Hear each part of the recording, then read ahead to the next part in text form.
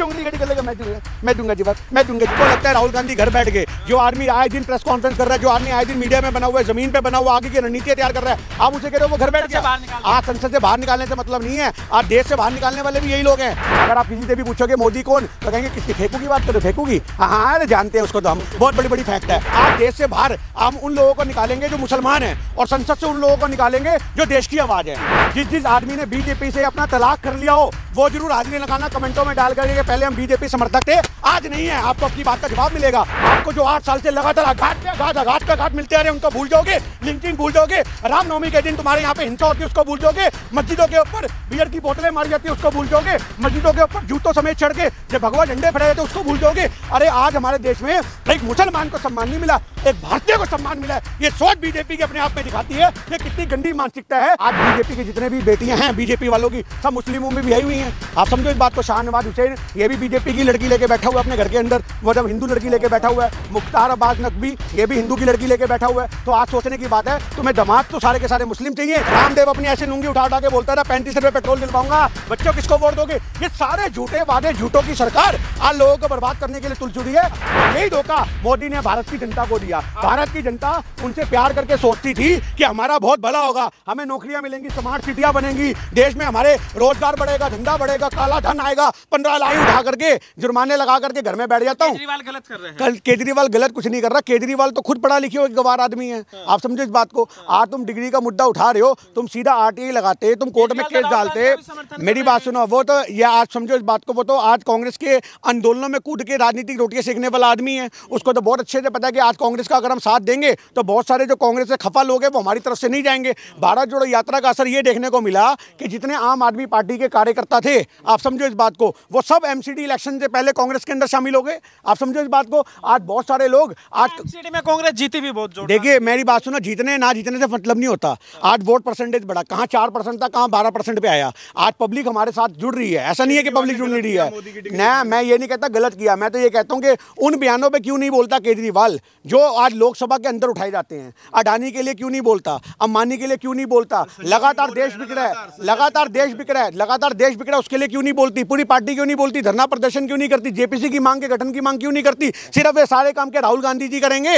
आप बताइए, आपको लगता है राहुल गांधी घर बैठ गए, जो आदमी आए दिन प्रेस कॉन्फ्रेंस कर रहा है, जो आदमी आए दिन मीडिया में बना हुआ है, जमीन पे बना हुआ, आगे की रणनीति तैयार कर रहा है, आप उसे कह रहे हो वो घर बैठ गया। आज संसद से बाहर निकालने से मतलब नहीं है, आज देश से बाहर निकालने वाले भी यही लोग हैं जो CA-NRC में लोगों को देश से बाहर निकाल रहे थे। इनको ये बात बहुत अच्छे से पता है कि आज देश से बाहर हम उन लोगों को निकालेंगे जो मुसलमान हैं, और संसद से उन लोगों को निकालेंगे जो देश की आवाज है। आज सही मायने में हमारे देश में फुल तानाशाही है। CA-NRC लेकर के आओ, मेरी बात सुनो, CA-NRC लेकर के आओ, मुसलमानों को बाहर निकालो, फर्जी मुकदमे डलवाओ, अपनी तानाशाही मनवाओ, और उसके बाद देश से विपक्ष से एक 8 साल तक राहुल संसद में नहीं घुस पाएंगे। ये आपको लगता है। और आपको बता दूं, जुम्मा 1 से 2 महीने के अंदर उनकी सदस्यता बहाल होगी। ये अभी 22 तारीख को, मेरी बात सुनो, 22 तारीख को गुजरात, हाँ 22 को भी है, ये 22 तारीख को भी गुजरात का फैसला आ जाएगा। 1 महीने के अंदर उनकी सदस्यता बहाल होगी। मैं आपको ये भी बता दूं, वो मोदी जी का मकान खाली क्यों कर रहे हैं। मकान खाली कर रहे हैं, आत्मसम्मान की बात है भाई। तुमने उस आदमी को बोला जिसके परिवार वालों की जमीनों पे आज सारे के सारे ये सीटें बनी हुई हैं, सब नेहरू जी की जमीनें थी जिनके ऊपर ये सब सीटें बनी हुई हैं। आज जितने आज MLA MP रहते हैं, ये सारी जमीनें कांग्रेस की, नेहरू जी की दी हुई, दान दी हुई जमीनें हैं। तो आज हमारे देश के अंदर ये वाली बात है, आत्मसम्मान बहुत बड़ी चीज होती है। आपने राहुल जी को, मोदी जी का डिग्री लेके कांग्रेस से क्यों घूम रहे हैं। देखिए मोदी जी का डिग्री लेके इसलिए घूम रहे हैं कि अंधभक्तों के सवाल हैं। इस डिग्री के बिहाफ पे हमारी ये सवाल है कि जब ये फाउंड ही नहीं था उस टाइम पे, तो ये कहाँ से छप गई। आप समझो, जो सब्जेक्ट नहीं था वो सब्जेक्ट कहां से छप गया, और उसमें भी डिग्री में स्पेलिंग गलत। तो ये जो सारी बातें हैं, आपने डिग्री आज से 10 साल पहले ली, अगर आज आप मार्कशीट निकलवा कर लाएंगे तो आपको ऐसा ही मिलेगा। मैं आपसे एक छोटी सी बात कह रहा हूँ, ये फाउंड की बात हो रही है। जिस जमाने की डिग्री छपी हुई है उस समय ये फाउंड नहीं होते थे, जो उस समय ये नाम के स्पेलिंग गलत आ रहे हैं। मैं आपको बताऊं एक चीज और, दोबारा जाके यूनिवर्सिटी में अपनी डिग्री आज निकलवाएंगे तो आज भी आपको मिलेगी। नहीं होता, वही हमें टुकड़ा मिलता है यूनिवर्सिटी से जो इस पे छपी होती है। ये गलतफहमी है, भ्रम को दूर करो। और सबसे बड़ी बात मैं आपको बता दूं, ये मोदी जी कर सकते हैं, मोदी जी के लिए संभव है, क्योंकि मोदी जी कहते हैं मैंने तो उस जमाने में मेले भेज दी थी। आप समझो इस बात को, 1986 के अंदर जिस जमाने में एक कैमरे नहीं लॉन्च होते थे, वो कहते थे मैंने तो भैया अपनी फोटो भी खिंचवा ली थी। आप समझो, उस आदमी के लिए सब कुछ संभव है। उनके लिए फोटो खिंचवाना भी संभव है जब कैमरा लॉन्च नहीं हुआ, उनके लिए मेल भेजना संभव है जब इंटरनेट नहीं आया, उनके पास पेजर से मैसेज भेजना संभव है जब पेजर से, जिस जमाने में कबूतर मैसेज लेके जाया करते थे उस जमाने में मोदी जी बोल देंगे भैया हमारे बाप दादा तो पेजर यूज करते थे, हमारे बाप दादा तो इंटरनेट यूज करते थे। छवि खराब कर रहा है विपक्ष मेरी। देखिए आज विपक्ष छवि खराब नहीं कर रहा, छवि तो हिंदुस्तान का बच्चा बच्चा उनकी जानता है, ये किसी छुपी हुई बात नहीं है। अगर आप किसी से भी पूछोगे मोदी कौन, तो कहेंगे किसकी, फेंकू की बात करो, फेंकू की, हाँ अरे जानते हैं उसको, तो हम बहुत बड़ी बड़ी फेंकता है तो हाँ मोदी है तो फेंकू मुमकिन है, मोदी है तो देश का दिवालिया मुमकिन है, मोदी है तो अडानी अंबानी मजबूत होंगे ये मुमकिन है, मोदी है तो विपक्षियों पर तानाशाही मुमकिन है, मोदी है तो देश के अंदर हर अंधभक्त के हार में कटोरा मुमकिन है, बट एहसास नहीं हो रहा। कांग्रेस विवादित टिप्पणियां करती है। जब अमेठी में स्मृति ईरानी थी तब क्या कहा था कांग्रेस के नेता ने कि वो स्मृति ईरानी अमेठी में मात्र लटके झटके मारने जाती है। वो तो आप स्मृति ईरानी से पूछो क्या मारने जाती है, वो तो वो बताएगी मैं क्या मारने जाती हूँ या मैं क्या कराने जाती हूँ। आज मैं जिस बंदे ने ये बयान दिया आप उससे पूछो स्मृति ईरानी वहाँ पे लटके झटके मारती क्या करती है। पर अगर ऐसा कुछ है, मेरी बात सुनो, अगर ऐसा कुछ है तो वो तो आपको वहाँ की जनता बताएगी कि इतने समय से हम लटके झटके बता दिया राहुल गांधी को हरा दिया। आज देखो आप मेरी बात सुनो, उस चीज को हराना या वो तो एक चुनावी राजनीति, एक अलग राजनीति होती है, पर आज विपक्ष की राजनीति बहुत जमीनी राजनीति है। चुनावी राजनीति में तो कांग्रेस जो है धड़ाम है, आप मानते हैं? आपको लगता है धड़ाम है? कांग्रेस 38% वोट तो पड़ता है बीजेपी को। आज लोग घरों से बाहर नहीं निकलते, ये सबसे बड़ी दुविधा है। आप ये मत सोचो, आप आंकड़ों की बात करो, 100% पॉपुलेशन जो वोट डालने के लायक है 18 साल से लेकर के बड़ी उम्र तक के हैं, उसमें सिर्फ 38, 40, 50% लोग वोटिंग करते हैं। जब हमारे देश में वोटिंग नहीं होगी तो अंधों में काना चुना जाएगा। आपके वाले ही वोट नहीं डालते हैं बस। नहीं, आप ये बात छोड़ दो, इस बार आपको बहुत बड़ा बदलाव देखने को मिलेगा। आज लोगों को लगा था कि मोदी जी की, देखो ऐसा नहीं होता, हर आदमी सोचता है कि हम कुछ बदलाव करेंगे, हम कुछ जनता को बीच में एक ऐसा नेता को लेके आएंगे जिसको मीडिया उछाल रहा है, तो जनता ने चुना। और आज मोदी समर्थकों के आपके इंटरव्यू में, मेरी बात सुनो, आपके इंटरव्यू में सबसे कहना चाहता हूँ भाई,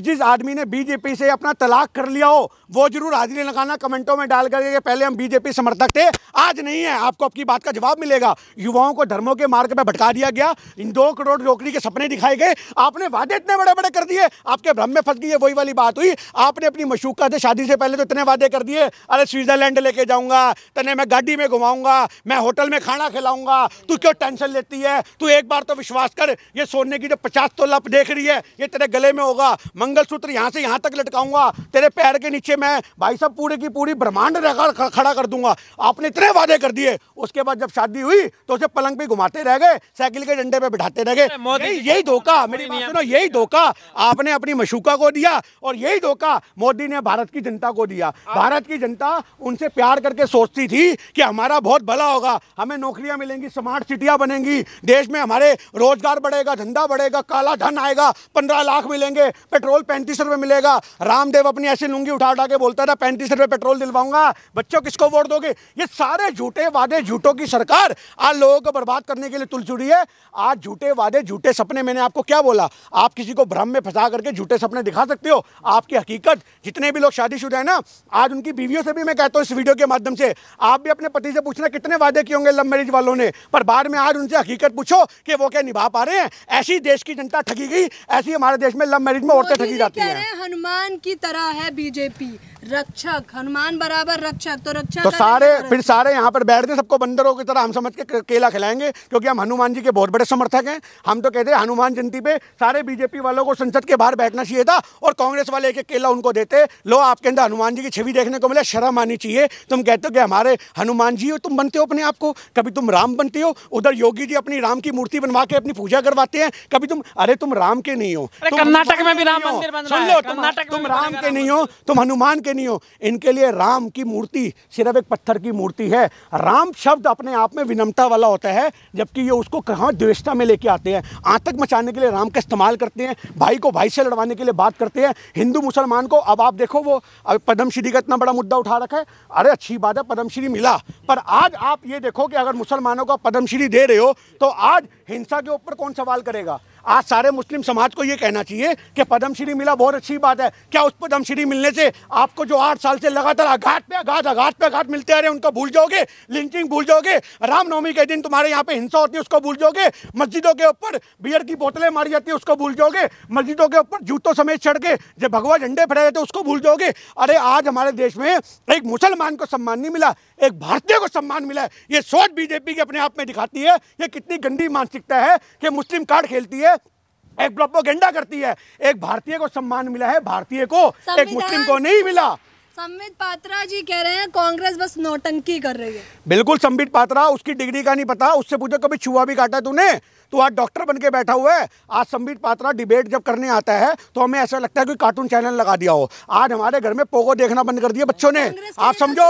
अरे मेरी बात सुन लो, पहले मैं आपको जवाब दूंगा वो भी क्या करती है। पहले संबित पात्रा की बात पूरी करते हैं। पहले आज से 3-4 साल पहले मेरे छोटे छोटे बच्चे बोलते थे पापा पोगो लगाओ पोगो। आज बोलते पापा संबित पात्रा आओगे वो लगाओ वो लगाओ। जैसे संबित पात्रा आता है मेरी बेटी उछल के तालियां बजाती हैं, आप समझो। आज हमारे लिए छोटे बच्चों के लिए घरों में वो होता था बंदर चाबी भरने वाला। जब छोटा बच्चा रोता था माँ उसके पालने पे रखती थी बंदर, ऐसे उछलता था। ये ऐसे उछलता है, आप समझो। डिबेट में अरे नेशनल मीडिया की एक मर्यादा होती है, इसको बिठाते काहे को नेशनल मीडिया वाले? तू तो वहां पे बैठ के ऐसे उछलता है, ऐसे उंगली खड़ी कर लेगा, मैं दूंगा जवाब, मैं दूंगा जवाब। आपको जलन हो रही है? में उंगली खड़ी करता है, जलन हो रही है, जलन हो रही है। अरे मेरी बात सुनो, जलन नहीं हो रही। हमारे को ये हो रहा है कि नेशनल मीडिया की एक मर्यादा होती है, उस मर्यादा का ध्यान रखो। उछलो मत, कूदो मत, अपने व्यक्तित्वों के अंदर आपको नहीं बुला रहा है नेशनल मीडिया, इसलिए जलन हो रहा है। एक छोटा सा बच्चा बोलता है कल ही डिबेट में आया हूँ, times of Bharat Connaught place की डिबेट में आया हूँ, सर्च मार लेना आपको मिल जाएगा। और मौलाना साहब धोती उठा के भाग गए, वो भी आपको मिल जाएगा। नेशनल मीडिया में हम बहुत जाते हैं, पर आप इस चीज को छोड़ो। आज आपने बात करी संबित पात्रा की, हमने उसके बारे में बताया। और आपने जो सुप्रिया श्रीनेत जी के, तू चुप वो ठीक है, बिल्कुल अच्छी बात है भैया, चुप ही तो कराएंगे। जिनको बहन बेटियों से बात करने की तमीज नहीं, जिनको महिलाओं से बात करने की तमीज नहीं, इनके जितने भी बीजेपी के प्रवक्ता हैं ये भी नहीं देखते कि सामने महिला प्रवक्ता है। अरे तुम लोग तो अपशब्द बोलते हो, तुम लोग तो गाली गलौज करते हो मीडिया के अंदर।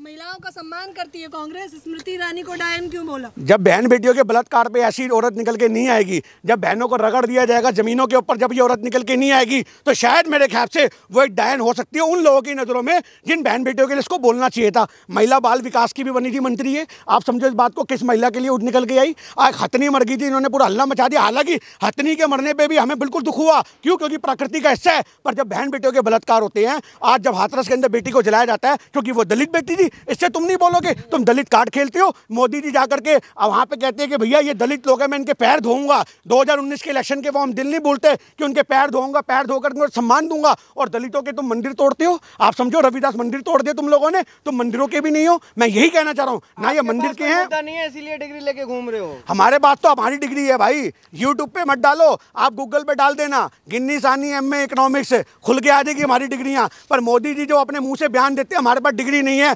आज उस आदमी की डिग्री का आप पूछ ही क्यों रहे हो? आज मेरी बात सुनो, उस आदमी की डिग्री के बारे में मीडिया वाला काहे पूछ रहे हैं? या तो आप बुड़बक हो गए हो या आपका दिमाग खराब हो गया है। तो केजरीवाल तो संगी, केजरीवाल तो संगी आदमी है। आज डिग्री मैटर नहीं करती। आज हिंदुस्तान की राजनीति में इन लोगों ने भ्रम से, धोखे से कुर्सी हासिल की है, लोगों को झूठा दिलासा देके, झूठा आश्वासन देके डिग्री हासिल की है। ये सबसे बड़ा साध्वी प्राची कह रही है कि जो मुस्लिम लड़कियां हैं वो हिंदुओं से शादी करे और हलाला से और तलाक से मुक्ति पाए। तो पहले उसको बोलो आप ही मुसलमान से शादी कर लो, मेरे ख्याल वो भी कवारी है अभी तक।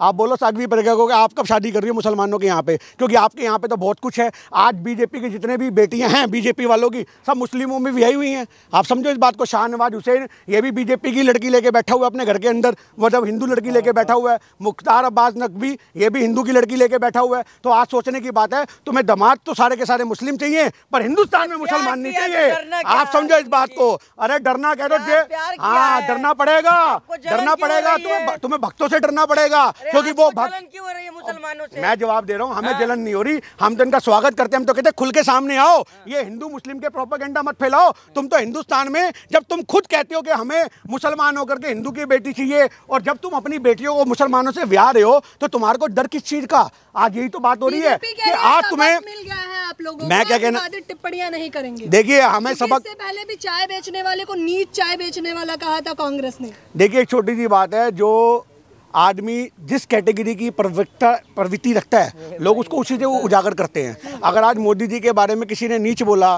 किसी ने उनको कुछ बोला, किसी ने कुछ बोला, तो हो सकता है उनके रूप में उनको वो दिखता हो। अभी स्मृति ईरानी के लिए आपने तो बोला उनको डैन बोला गया, तो उस बंदे से पूछा, वो कहेगा मुझे महसूस हुआ। अगर किसी आदमी को मोदी जी नीच लग रहे हैं तो भैया वो लग रहे होंगे। अब मोदी जी को आम जनता भी बोलती है, हम तो आम जनता के बयानों को बीच में लेके आते हैं। जिस आदमी को लगता है मोदी जी नीच हैं, तो मोदी जी को उसको ढूंढना चाहिए,